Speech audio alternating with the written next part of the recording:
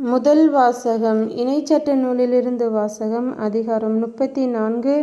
இறைவசனங்கள் 1-12 முடிய. அதன்பின் மோசே மோவாபு சமவெளியிலிருந்து எரிகோவுக்கு கிழக்கே நெபோ மலையில் உள்ள பிஸ்காவின் உச்சிக்கு ஏறிச் சென்றார். ஆண்டவர் அவருக்கு தான் வரையில் உள்ள கிலெயாது நாடு முழுவதையும் காட்டினார். மேலும் நப்தலி முழுவதையும், எப்பிராயீம் நிலப்பகுதியையும், மனாசே நிலப்பகுதியையும், யூதாவின் நிலப்பகுதி முழுவதையும், மேற்கே மத்திய தரைக்கடல் வரையிலும் காட்டினார். மற்றும் நெகேபையும் பேரீச்சை மாநகராகிய எரிகோ முதல் சோவார் வரையிலும் உள்ள நிலப்பரப்பையும் காட்டினார்.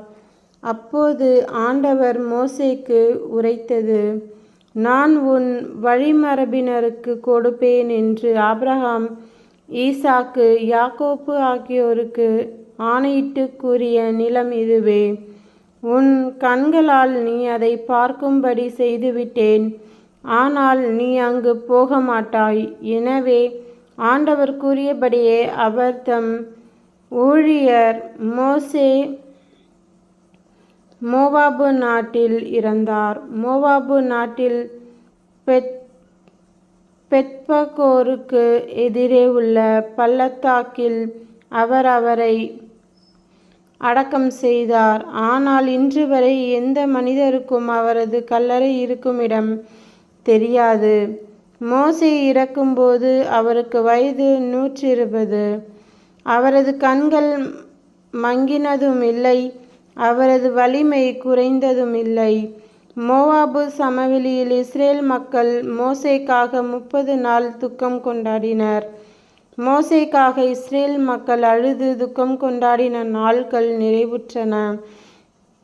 நூனின் மகனாகிய யோசுவாவின் மேல் மோசே தம் கைகளை வைத்ததால் அவர் ஞானத்தின் ஆவியால் நிரப்ப பெற்றிருந்தார். இஸ்ரேல் மக்கள் யோசுவாவுக்கு செவிகொடுத்து மோசேக்கு ஆண்டவர் கட்டளையிட்டபடி நடந்தார்கள்.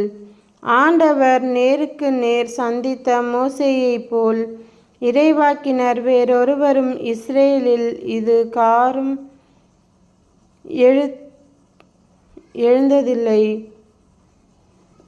ஏனெனில் எகிப்து நாட்டில் பார்வோனுக்கும் அவன் அலுவலருக்கும் அவன் நாடு முழுவதற்கும் அடையாளங்களையும் அருஞ்செயல்களையும் செய்யும்படி ஆண்டவர் மோசேயை அனுப்பினார். இஸ்ரேலர் அனைவரின் கண்கள் காணுமாறு அவர் ஆற்றிய அனைத்து ஆற்றல் மிகு செயல்களும் அச்சுறுத்தும் மாபெரும் செயல்களும் இதற்கு சான்றாகும். இது ஆண்டவரின் அருள்வாக்கு.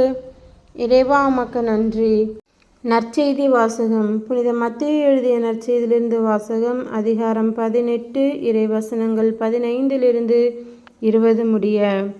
உங்கள் சகோதரர் சகோதரிகளுள் ஒருவர் உங்களுக்கு எதிராக பாவம் செய்தால், நீங்களும் அவரும் தனித்திருக்கும் போது அவரது குற்றத்தை எடுத்து காட்டுங்கள். அவர் உங்களுக்கு செவி சாய்த்தால் நல்லது, உங்கள் உறவு தொடரும்.